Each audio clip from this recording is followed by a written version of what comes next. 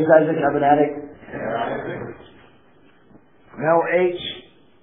Mel got clean in prison in California in 1968. Later on, Mel carried an H&I meeting back to that same institution. And around 1969, Mel helped start 5 NA meetings. These were the 6th through 10th NA meetings in the Los Angeles area.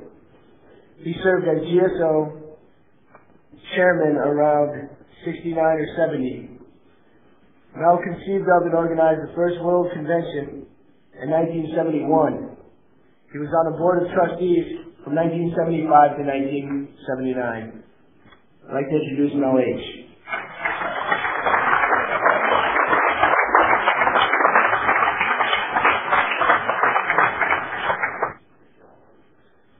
My name is Mel. I'm an addict.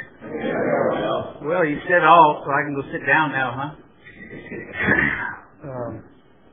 It's a privilege to be invited to a conference, history conference. In fact, it surprised me. I got the nod for the World Convention in San Diego this past July, and within a couple of hours I got a phone call from Nashville if I wanted to participate in this history conference. And I thought, that's a God thing, man.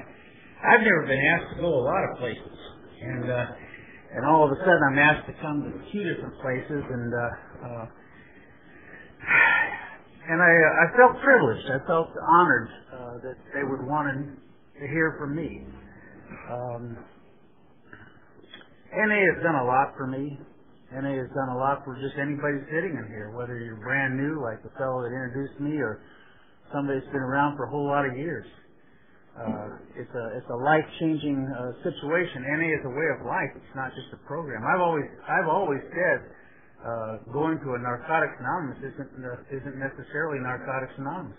Narcotics Anonymous is found in the basic text, the words, the changes that take place within us that molds us to be the kind of people we've always wanted to become, but we're maybe afraid. You know, it knocks away some of the fears. It knocks away some of the resentments as we build on our character and discover who we are and disregard and make amends and do all those things. And all of a sudden the program becomes a way of life. It's not something that I want to take lightly at all. I know this is a history conference, and I want to get into history. History is fun.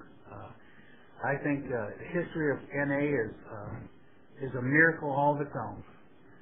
What started out, I discovered too. Now here's another thing. I thought NA started in 1953. Well, it really did. It really started and stayed in 1953, but I found out I got slapped a few times by old Bobby B. And he says, you know, it started in 1947. Of course, that book, that big book that we have for history, talked about some stuff happening back in New York that kind of fell apart and then picked back up in 1953 with Jimmy. As my bio said, I was locked up in the state penitentiary. I got busted in 1967 for possession and sales and all that junk, and I wound up in a place I was only supposed to be there 6 months, but I didn't know the games that you had to play to get in and out of penitentiary, so I told the truth, and they laughed at me and kept me for a while longer. But in that place, I found this program, and there was a couple guys that came out. In fact, the Mexican Mafia was talked about last night. Sylvia, yeah, she had 4 brothers, and one of the brothers carried the message to me inside that place the 3rd week I was there, and brought the guy that became my sponsor, who went for that liquid program as well as some NA meetings. I heard that term, liquid program, just a few weeks ago. I thought I'd use it. And that guy became my sponsor. He had 17 years, and he was just the funniest guy I ever heard in my whole life. He had energy inside him that I always wanted.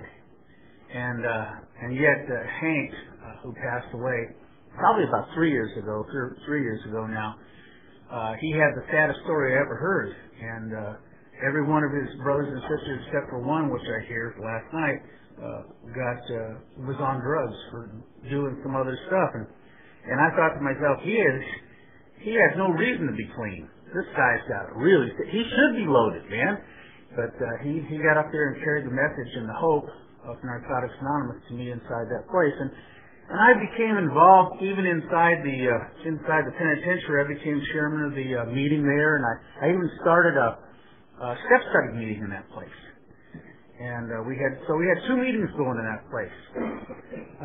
But when I got out, I had one phone number on me, and that was my sponsor's phone number. The guy asked to be my sponsor.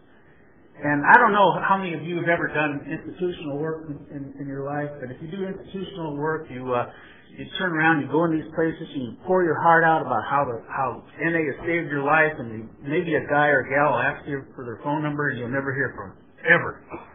So, sure enough, that day I got out of that place, I called up Eddie, and I said, "Hey, Eddie, this is Mel." He says, "Who?" And I said, "Well, you met me at CRC." He said, "Where?" And as we got into the conversation, he says, "Oh yeah, I remember you." He says, "Where you at?" I says, "Well, I'm in Whittier, man. I'm back home. I'm out of that place." And he says, "Well, you know, I've never had anybody call me." And so I said, "Well, I want to go to a meeting." He says, "Well, I'll be," and this is on a Monday. By the way, that Monday was October the 7th of 1968.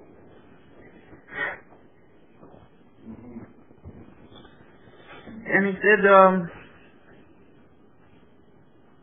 "Meet me at a meeting in Temple City on Las Tunas." I am standing up.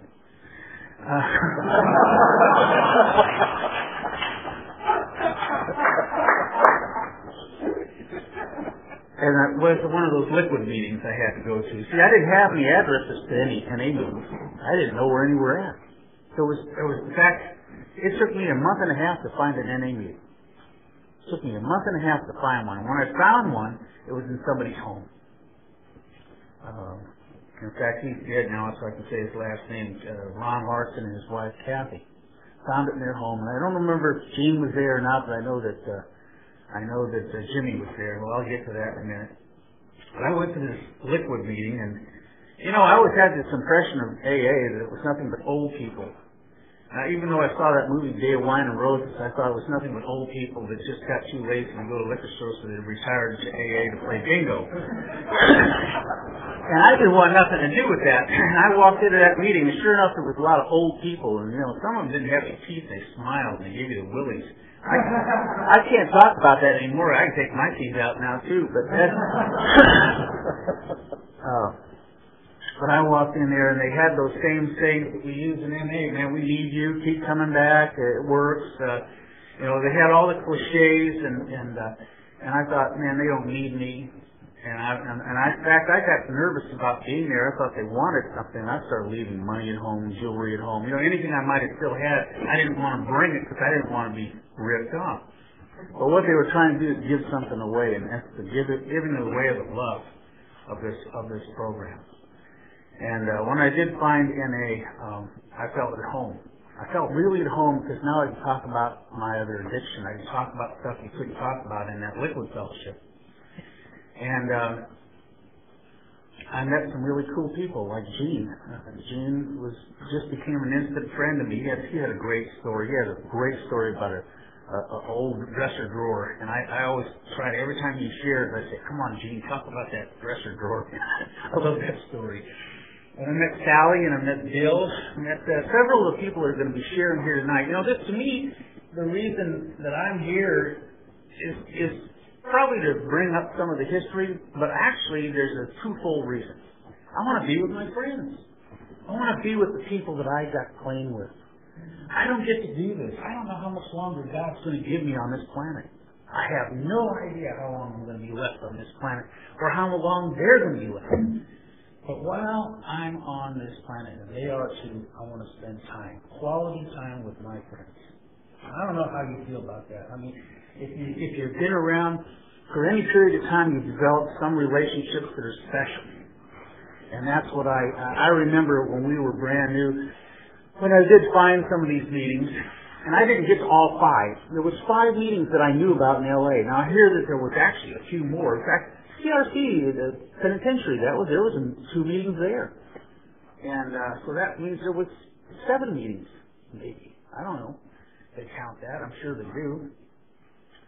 But we knew each other. We knew each other quite well. In fact, in some cases, there was people that had 10 pitches, and we all used to lip sync. Well, we really did a lot of fun things in those days. But we got together quite frequently and did a lot of fun things. If we holidays, we'd have picnics, and we'd have this, and we'd have that. I got involved in all those things. I loved doing everything. I mean, I was just like a little kid in a candy store. I wanted a part of it. I wanted to be a part of this thing so badly that I bogarted my way through things. You know, I got a sponsor. I got some new friends. My sponsor gave me one warning. And this was kind of a funny warning. He says, you know, I advise you to get as many phone numbers as you possibly can get, because there's times that I'm having a date, and I might be just sitting at home eating spaghetti with my wife, and I'll take the phone off the hook. So you better have yourself a lot of phone numbers. And I thought, that's a horrible thing to tell somebody that might be wanting to die, and you can't get a hold of the guy that's going to save your life. So to this day, I carry around 200-300 phone numbers in my, now my Palm Pilot, but I carry quite a few phone numbers with me. I'm never going to stop thinking about having people to call when I get in trouble. Just because I've been clean for almost 35 years doesn't necessarily mean that I'm well. It means I'm still, just like everybody else, trudging one day at a time. I have some information, though. I've got almost 35 years worth of information stored in here to how to survive. I do. I can honestly say, if you ask me a question, I might have an answer. And if I don't, I'll go find it for you. That's the way I feel about things. That's what I tell the guys I sponsor. I don't have all the answers. Answers are in the book, and the answers are out there with a lot of people. Oh, Bill, he cuts hair. I don't know how to cut hair all that good, but if I wanted to learn how to cut hair, I'd go talk to Bill. I mean, that's just the way it is. There's people here that are accountants. If I wanted to know something, I'd go to you and say, how do you do this? But all I have to share with you is my story and how I got here and what happened to me and what it's like today. That's all I've got. You know, and that's a gift, because I could be dead. I could have taken the alternative and said, I don't need this. I don't need you. I could just go out there and experiment. And I know the people that have experimented have expired too.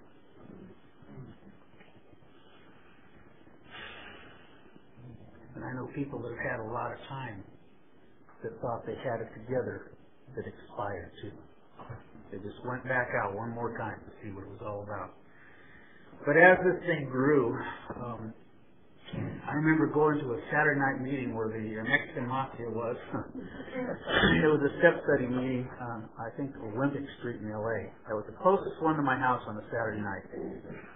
But every time I turned around, I wanted to go to a meeting that was just too far away, and I'd have to go to the other fellowship on occasion, and I'd go back to NA. And it made me kind of think, you know, I don't really feel that comfortable in that other fellowship, and I really need to be more comfortable in NA. I need to be rock solid in NA. So I put together a meeting. I got invited to a Nar-Anon meeting. That's like Al-Anon. I think you've all heard of Nar-Anon. I went to a Nar-Anon meeting where they asked me to speak. Now, hey, how can I speak? I'm a young punk right out of the penitentiary. I have nothing to share of any recovery to speak of, and they want me to share my story. Well, that was just a blow-by-blow description of how I got loaded. I mean, what do you have to share when you're brand new? Nothing but the war story. But the pastor at that particular church said, you know, why don't you start a meeting here? Now, that was in December of '68. So the first Monday of 1969, I had one of the guys at that meeting, that was the guy I told the night before. I did something else too that was a definite no-no, and they told me about it afterwards. I published a little news item in a newspaper about, hey, if you're a drug addict and you're looking for help, call this number. And boy, I put my own home phone number on there and everything, and I had a few phone calls, believe it or not, but they said, oh, don't do that. Man, that's against your traditions. You can't go do that. And I said, well, I did. But the word of mouth got out there, and the next week we had about 4 people show up, and after that it just started to blossom. And we had 20, 25, to sometimes as many as 50 people would show up at this meeting, and it was a fun meeting. And not too long after that, there was another gal that came to me and said, well, what do you think about starting another meeting? I said, oh, man, why don't you? And I lit fires under people, and we got another meeting in Paramount, which is not too far from where I live, and that started. And then not too long after that, this other guy that came to the Monday night meeting says, well, I live in Downey. He says, that's a good place for a meeting. Let's have a meeting there. So we started a meeting there at a little park, and another guy came to me, and he liked what was going on. He was in West Covina, and hey, West Covina is a really good place for a meeting. So we started a meeting there. And the next thing we know, we had one more guy, and this is a guy that, one of the two guys I used with that are still alive today that's clean. And he started a meeting with another guy I knew in Pico Rivera, and we had a step study meeting going there. And that was cool. We had 5 meetings, 5 more meetings of Narcotics Anonymous. And it formed what we call, I hate this term, I mean, NA is really funny about categorizing places, you know. It became Eastern counties. And I laughed at that. I said, well, why don't we just call it NA as a whole? This is just a meeting, just an area. But it became an area, Eastern counties. And that was a strong asset to what we had going. And as we watched things blossom, I mean, I have to openly admit to you that I stayed clean with activity, not action. It took me, I hate to admit this, almost 11 years to do an inventory because I was too busy. When you're busy, you don't have time for looking at yourself. You don't have time to look in a mirror, and you don't have a lot of time to even feel. You just get out there and have, you know, inside people would say, hey, Mel, how you doing? Oh, man, I'm really great. They didn't really ask me, how you really doing? Because inside, I was floating around just thinking, man, I don't know what to do with what's going on inside my head. My head's just out to get me sometimes. And I caused myself some problems that weren't good. I got arrested in a felony, and I was looking at 5 years in state penitentiary, and I did it clean. And I had to fight with that inside my head, and I finally had to work an inventory. And I got to looking at me and realized the changes that I needed to make, and I made those changes. And anyway, as the bio said, I did get involved in service in NA, and I liked it. I liked it a lot. I mean, they figured they had a duck right out of water. Let's give them something to do. So they made me chairman of this and activities and this and that. I was doing all kinds of fun things, and I remember I mentioned this at the World Convention, and it brought tears to my eyes to think about it. But I mentioned to Bobby D and a few other people, why don't we have a World Convention? And they laughed and said, well, yeah, that's a great idea. Well, where are you going to have it? And I said, well, how about the Anaheim Convention Center, the LA Convention Center? And they laughed even harder. And they said, well, number one, where are you going to get the money? And number two, where are you going to get the people? And I thought about it for a bit, and I said, you know, you're right. That's a little bit extravagant. So I had to stop and reevaluate. And I got about 5 or 6 people together, and we started meeting. Lo and behold, my best friend, he reminded me of this too after the convention in San Diego. He said, we wound up getting this guy, this is a real coincidence, whose name was Bill Wilson. And he found us the La Mirada Country Club, which is a golf course country club, and they donated that premises to us for that weekend. I didn't remember that. Of course, I'm old, and I didn't remember that. And as it turned out, there was 250 people there. 250 people, 185 paid, and the rest were freebies out of recovery houses. And one of the recovery houses, even Saturday nights, spent the night on the floor of my home. And that was 1971 in November. And that was the most beautiful experience that I can ever remember. Because when we left there, nobody wanted to leave. We had tears in our eyes. It was just an upbeat thing. Jimmy was there. We talked about Jack Whaley. He was there. He was Great guy. Crazy, but great. And I think Gene was there. There's just a lot of people that are still alive. Some of them are still alive that were at that first convention. But you could see the bonding of what was going to happen in that place. You know, and NA started developing with all the little business meetings. We got the tree going, and we got a lot of other things together that kind of brought us into a reality of what Narcotics Anonymous could become. So we met, in fact, on a lot of occasions in Bill's barbershop. I remember many meetings we met at Bill's barbershop, and then we got other places to meet at, and there was a core group of people that were interested. You know, there's always these things in any fellowship, I don't care where you go, where you're going to have people that are audience. They're just here to listen. They're here to maybe help a little bit. They'll shuffle a chair for you once in a while if you really ask them to. And then there's participants, people that'll take and say, hey, I'll do this and I'll do that. There's volunteers that are people that really want to get involved. And yet they're afraid, but they're doing it anyway. They're encouraged and they do it. And all of a sudden, you start to feel a little bit more home. The more you do, the more home you feel. Audience disappears. Participants stay. So are you a looky-hoo or a sticky-hoo? If you're a looky-hoo, you're going to look around and you're never going to feel comfortable and you're going to run away. If you're a sticky-hoo, you're going to side up with somebody. You're going to ask somebody to be your sponsor. You're going to take a few directions. You're going to change your thinking and your way of life. And you're going to find that this program has a lot of helpful tools to make you who you want to be. And that's what I think this thing has done for me. It's given me the tools. And I did like getting involved. I finally got asked to become a member of the Board of Trustees, and I spent several years doing that until my felony came up, and then I had to take a year leave of absence. And after that year leave of absence, they kind of just thought maybe we ought to rotate people. And I remember Chuck told me, he says, well, why don't you just go ahead and resign? And I remember doing that, and a piece of me just fell apart because I really didn't want to let go. I love Narcotics Anonymous. I loved what it was doing for me, and even though I made mistakes, I knew that there was a few people like Jimmy who called me after my thing, and he would ask me, hey, are you okay? And Bill stopped by to see me, and there's just a bunch of things where people reached out. And of course, there's a lot of people who don't want to know anything, and they just want to point fingers. We all know those kinds.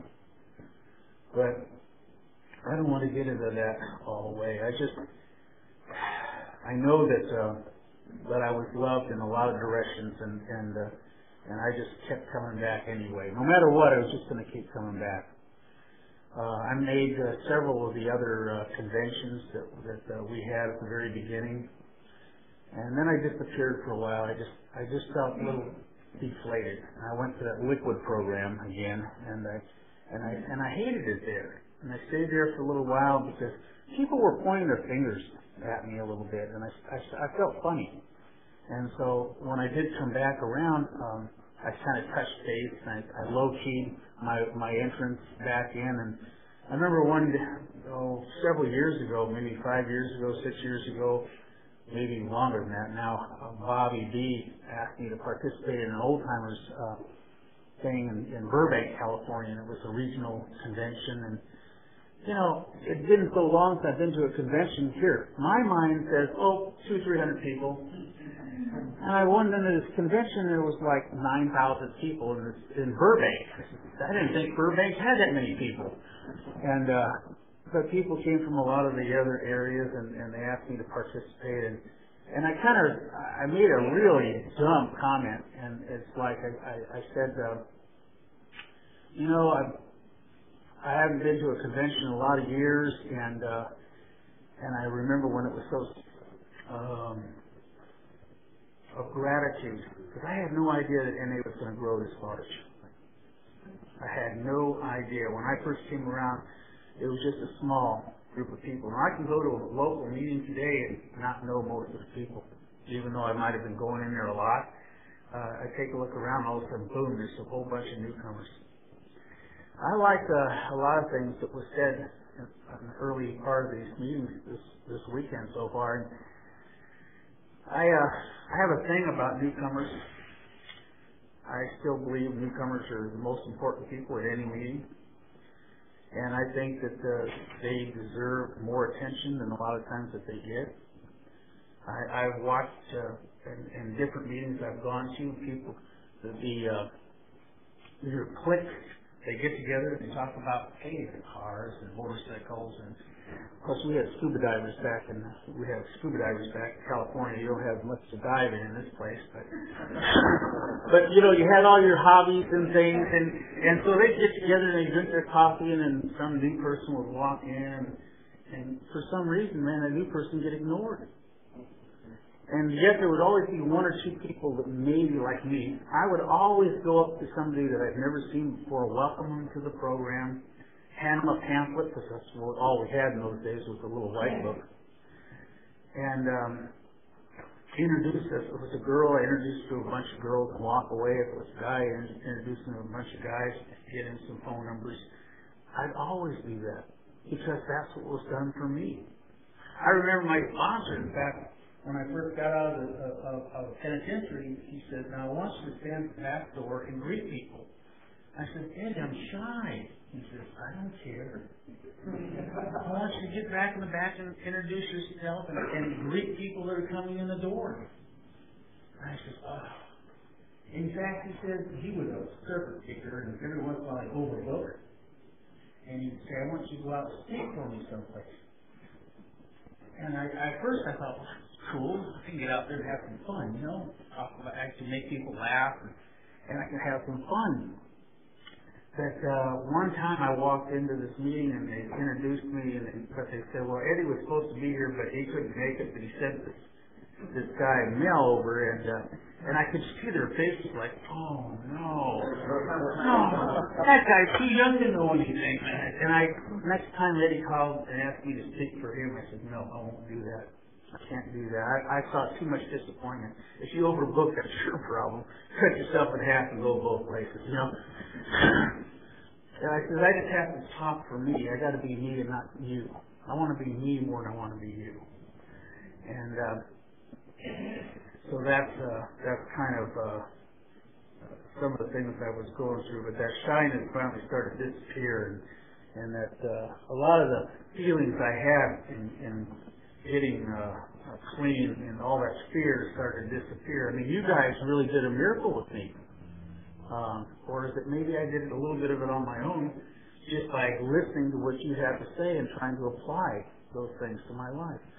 That fear, that inadequacy, that hating me and hating you and all those things started to disappear. I started to feel like a real human being again. I could look in the mirror after 2 years. It took me 2 years to look in the mirror and smile and say I'm okay. The only reason I have a beard is not because I don't like the way I look.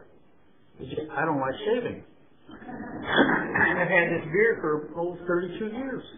It just keeps getting shorter and shorter and shorter, but I refuse to put steel to it.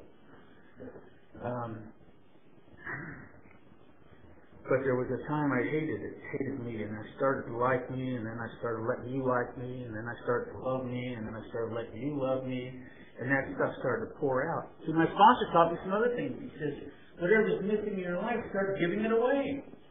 If you're lonely, start being a friend to somebody. You know, if you don't feel love in your life, start giving love away, and love will come back to you. I thought, yeah, whatever's missing in my life, give it away. And you can only keep what you have by giving it away anyway. I need to always remember where I came from so I never have to relive this thing again. I don't ever want to live that kind of a lifestyle again that caused me as much confusion. Here's another thing. I don't ever want to stand up as a newcomer. I don't think I could do it. I don't think I could do it. I think I would blow my brains out before I come to you and say, hey man, let's do this. I'm a newcomer. I don't ever want to do that. Tuesday's going to make my 35 years. I'm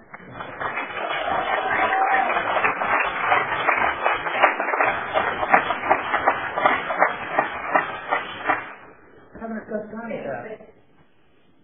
But I realized I'm a person of commitment.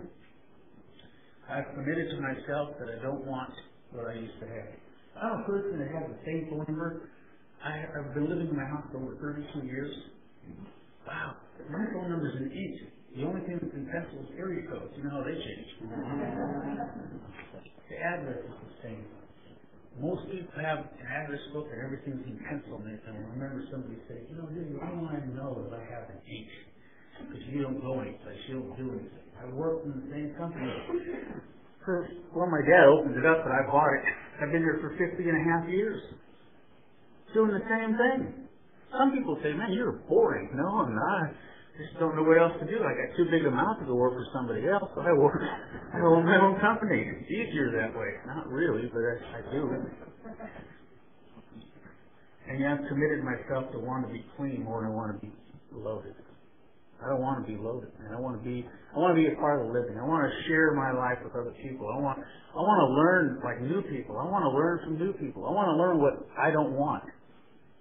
How many times do you hear new people share and you think to yourself, you know, you want to slam your mind shut, think about what am I going to wear tomorrow to work? You know you don't want to hear anything they got to say, but they say something real profound like drugs are bad. Oh yeah, I remember that. That was a long time ago, but yeah, that's right.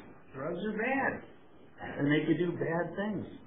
You know, I said something in San Diego, and I'm sticking to it, man. I'm sticking to it because I believe in it. What this program has taught me is always reach out and touch someone.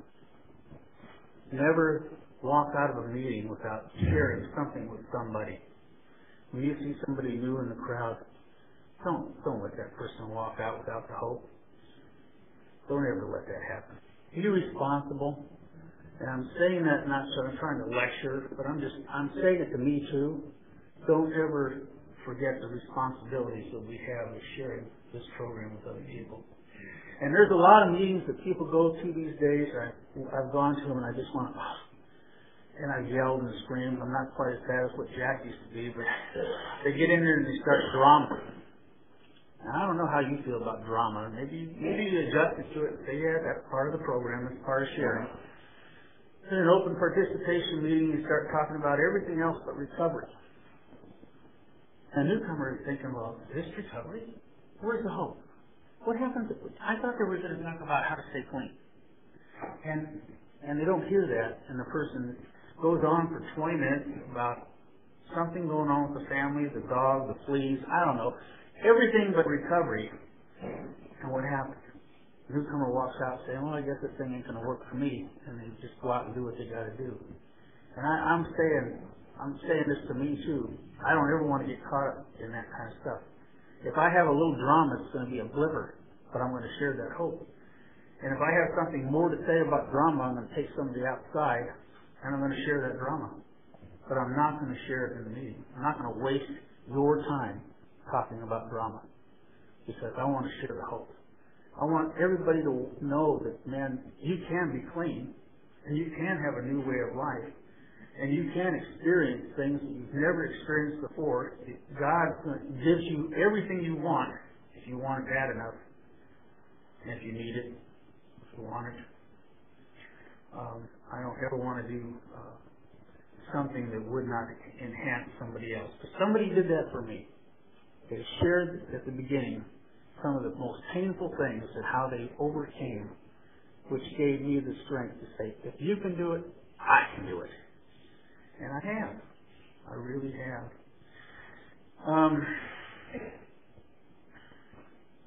What a privilege to be here.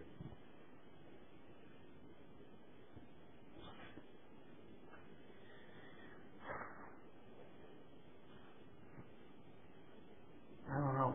I probably could go on a little while bit longer, but I don't really want to. I'm anxious to hear Bill. I haven't seen Bill in 25 years, and didn't even recognize him when I saw him. He looks so different. But then again, I had dark brown hair and had all my own teeth, and I was about 50 pounds slimmer. And I was double hip and double flick and double team and popping my fingers and walking like I had a stick stuck. And now I'm just got arthritis and I can barely get up and barely sit down. That's another story. But you know what? if you're kind of relatively new here or just coming here just to hear the history, carry the history on. Whatever you're hearing tonight or today, some of tomorrow, or what you heard last night, take this with you. Share this with other new people coming to this program. Don't let this thing just die right here in Nashville, Tennessee. I could talk just like you two. From Southern California, I could do that. But I don't feel any dark, thank you. Yeah, that's but don't ever let this thing die, because it's the most beautiful thing that ever happened. And thank you, Jimmy Kennedy.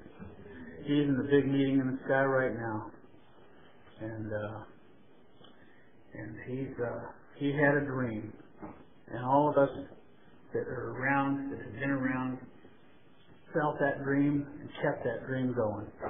And we're going to pass the torch to all you guys and you gals. Anyway, I guess they allowed me 10 minutes to do the question and answer thing, and I'm really privileged again, and thank you for just listening to me, and I'm going to drop it at that.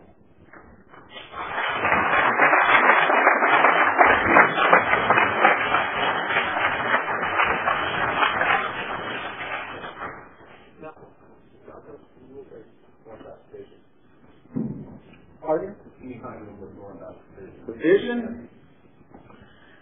Well, I kind of covered the vision in a direction of never letting the newcomer escape without the hope. So I want that vision to stand up and take this thing every place, in every area, in every part of the world that drugs or alcohol are being used and abused. And I want you to know I said the word alcohol used me, but then again, when I came here, we could talk about being sober and clean, and a lot of the words have changed in the last many years. The writings have changed, but still in all, it doesn't really matter. The oldest known drug is alcohol, and drugs were a substitute for alcohol. And so we need to carry it to anybody that's suffering from the drug addiction. My vision is that I want to go to another world convention and see not 25,000 people. I want to see 100,000 or 200,000 people that could actually afford to make it to a place and share the hope. Thank you. Okay. I'm going to apologize to Mel. Mel and I have been friends for years. And we were upstairs eating, and Mel said, would you come and introduce me this morning, you know? And so I started joking and laughing about the introduction and all that, you know, and I meant to do it, but I got up there talking to a guy, and I didn't do it, and I apologize. No problem. But I'll tell you, I think one word that's really impressed me here, and especially with Mel, is the word connecting. And Mel and I have been connected for a long time.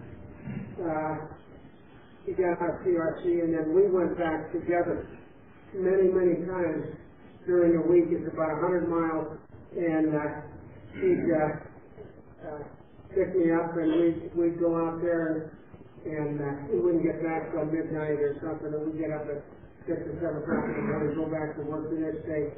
Never complained about it. Never seemed to get tired. You know, we had the energy. But the one important thing I think about Mel that he mentioned this morning, that he had a felony account that happened to him after he was on the program quite a long time, you know. And that's a pretty devastating thing when it happens to you. The wonderful thing about Mel and I is that we've been connected for many, many years. And I've got 6 more years than Mel has on the program. And so does that make me more important than Mel? No. You know what makes me important? What makes me important is that I have a connection with the guy that has connected with me when I was accused of a felony after 24 years on the program. I was in a position of possibly spending 20 years in a penitentiary. I lost a job after 29 years with the federal government. I lost everything. My name was in the paper. I was humiliated. A guy from the program was involved in helping to develop this conviction for me, and I was in pretty bad shape. And you know what happened? Because I was connected with Mel, and because Mel had been in the same position at one time. Mel lived in Whittier, California. I lived in Medford, Oregon, which was hundreds of miles away. And Mel called me every week. He said, "Hey, Gene, how you doing, man? You know, are you okay?" I said, "Yeah, I'm okay." You know, and sometimes I was pretty down, you know, because I was going to lose everything. I was going to lose my home. I lost my job, my retirement, my status in the community. Nobody would talk to me, not even members in AA or NA, because they knew that I was guilty. And from February of 1986 until I went to trial in October of 1986, Mel called me almost weekly and said, "How you doing, Gene?" You know? And that carried me through. It carried me through. And in October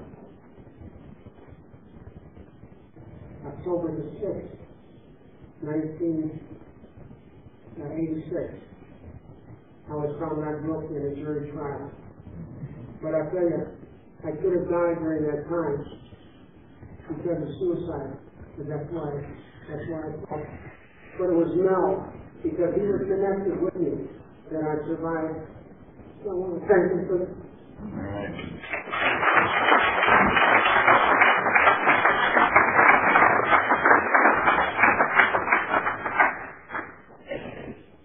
Oh, there's those cards. Yay.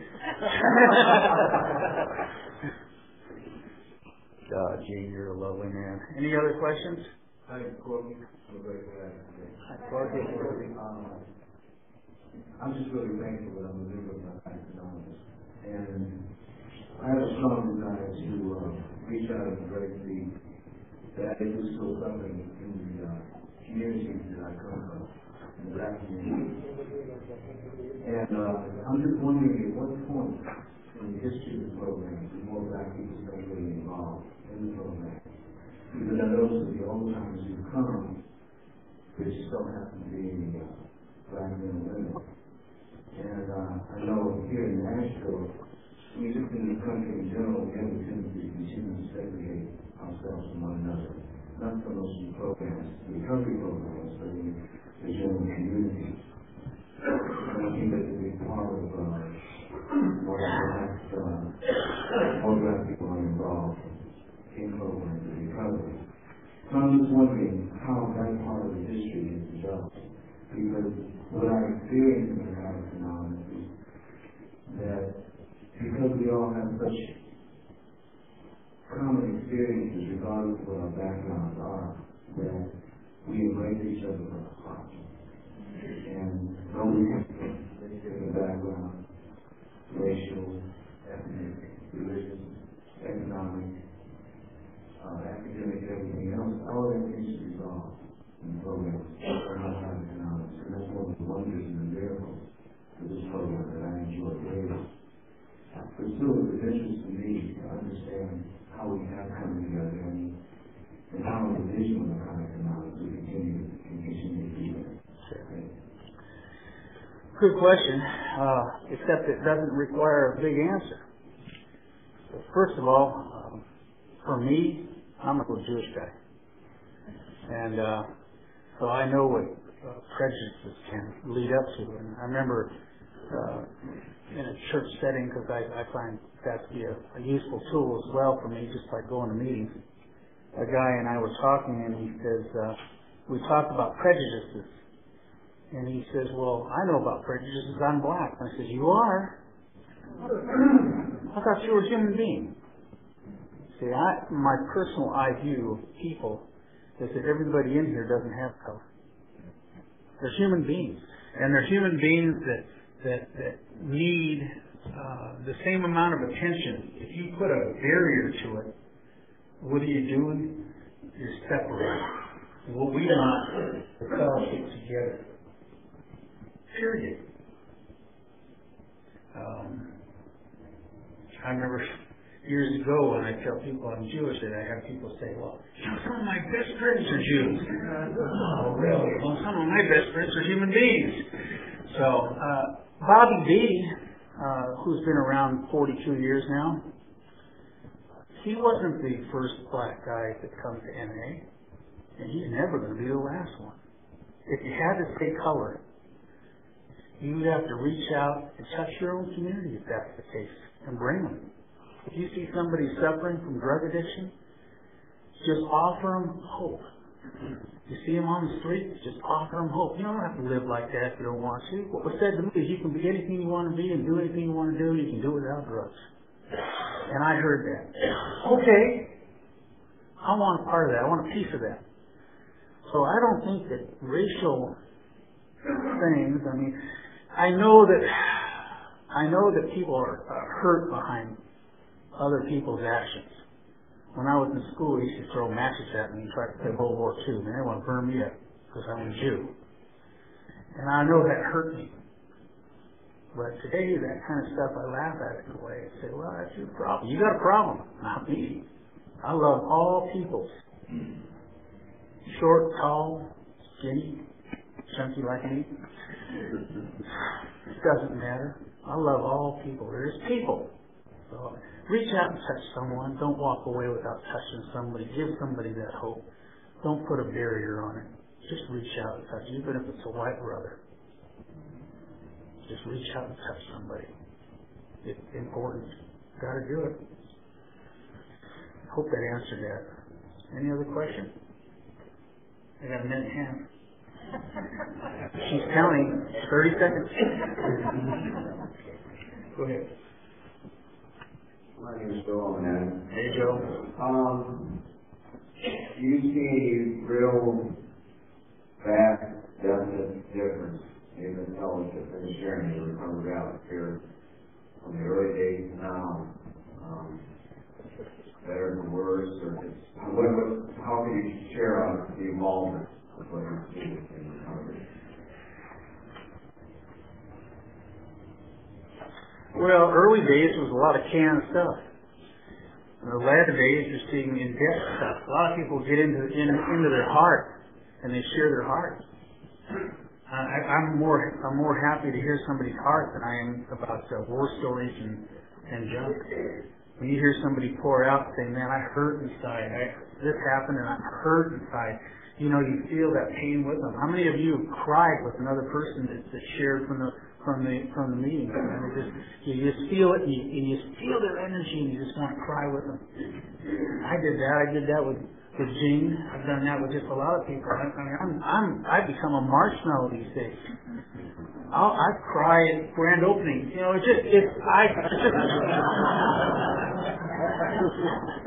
I'm no longer a tough guy, man. I'm just somebody who feels with other people. So I like to hear feelings. If you start putting me to sleep with war stories, I just don't want to hear war stories. But if you start talking about how you felt and what you're feeling like today, that's probably the thing that gets me the most. You'll stimulate me. And I'm right there with you. I'm sitting on your lap. So I'm seeing that there's a little bit more depth today than there was when we were doing 10.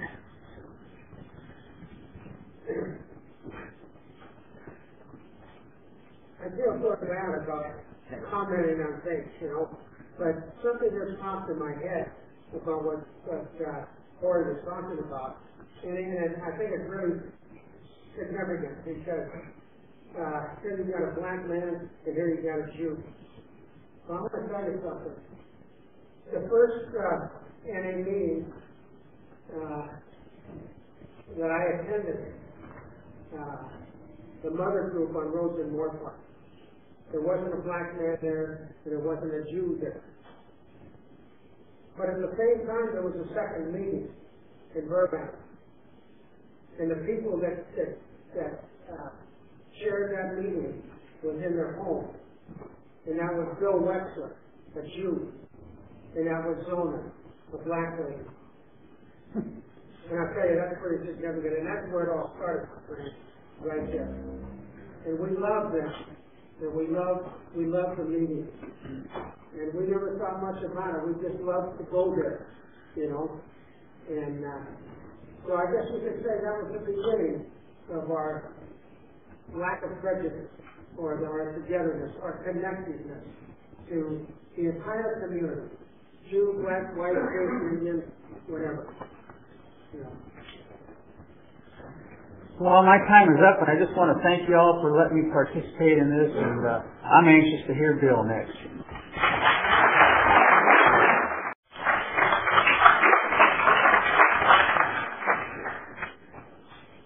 My name is Isaac. I'm an addict. Mel H. Mel got clean in prison in California in 1968.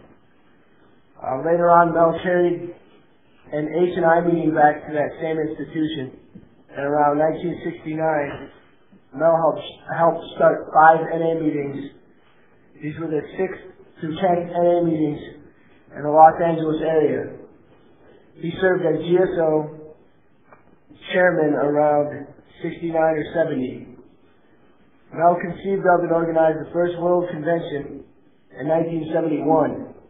He was on the board of trustees from 1975 to 1979. I'd like to introduce Mel H.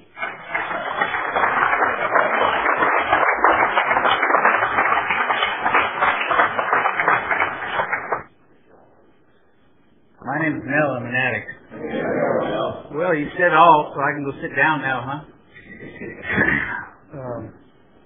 It's a privilege to be invited to a conference, history conference. In fact, it surprised me. I got the nod for the World Convention in San Diego this past July, and within a couple of hours, I got a phone call from Nashville if I wanted to participate in this history conference. And I thought, that's a God thing, man.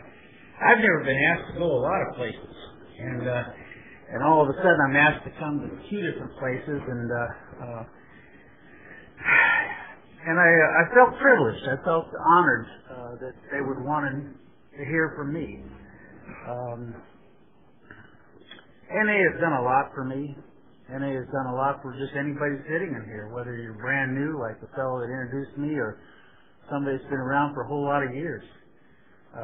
It's a life-changing situation. NA is a way of life. It's not just a program. I've always said going to a Narcotics Anonymous isn't necessarily Narcotics Anonymous. Narcotics Anonymous is found in the basic text, the words, the changes that take place within us that molds us to be the kind of people we've always wanted to become, but we're maybe afraid. You know, it knocks away some of the fears. It knocks away some of the resentments as we build on our character and discover who we are and disregard and make amends and do all those things. And all of a sudden the program becomes a way of life. It's not something that I want to take lightly at all. I know this is a history conference, and I want to get into history. History is fun. I think the history of NA is a miracle all of its own. What started out, I discovered too. Now here's another thing. I thought NA started in 1953. Well, it really did. It really started and stayed in 1953, but I found out, I got slapped a few times by old Bobby B. And he says, you know, it started in 1947. Of course, that book, that big book that we have for history, talked about some stuff happening back in New York that kind of fell apart and then picked back up in 1953 with Jimmy. As my bio said, I was locked up in the state penitentiary. I got busted in 1967 for possession and sales and all that junk, and I wound up in a place I was only supposed to be there 6 months, but I didn't know the games that you had to play to get in and out of penitentiary, so I told the truth, and they laughed at me and kept me for a while longer. But in that place, I found this program, And there was a couple guys that came out. In fact, the Mexican Mafia was talked about last night. Sylvia, yeah, she had 4 brothers, and one of the brothers carried the message to me inside that place the 3rd week I was there, and brought the guy that became my sponsor, who went to that liquid program as well as some NA meetings. I heard that term, liquid program, just a few weeks ago. I thought I'd use it. And that guy became my sponsor. He had 17 years, and he was just the funniest guy I ever heard in my whole life. He had energy inside him that I always wanted. And yet Hank, who passed away probably about 3 years ago now, he had the saddest story I ever heard. And every one of his brothers and sisters, except for one, which I heard last night, was on drugs for doing some other stuff. And I thought to myself, he has no reason to be clean. This guy's got he should be loaded, man. But he got up there and carried the message and the hope of Narcotics Anonymous to me inside that place. And I became involved even inside the penitentiary. I became chairman of the meeting there, and I even started a step study meeting in that place. And we had 2 meetings going in that place. But when I got out, I had one phone number on me, and that was my sponsor's phone number. The guy asked to be my sponsor.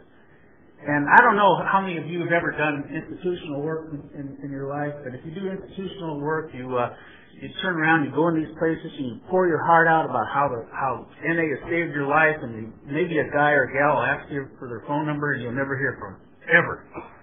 So, sure enough, that day I got out of that place, I called up Eddie, and I said, "Hey, Eddie, this is Mel." He says, "Who?" And I said, "Well, you met me at CRC." He said, "Where?" And as we got into the conversation, he says, "Oh, yeah, I remember you." He says, "Where you at?" I says, "Well, I'm in Whittier, man. I'm back home. I'm out of that place."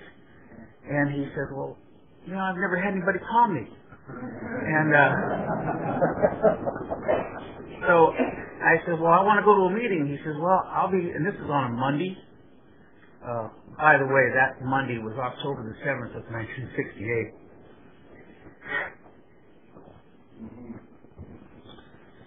And he said,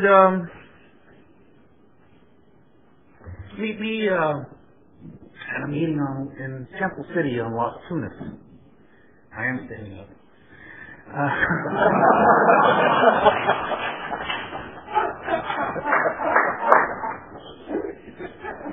And it was one of those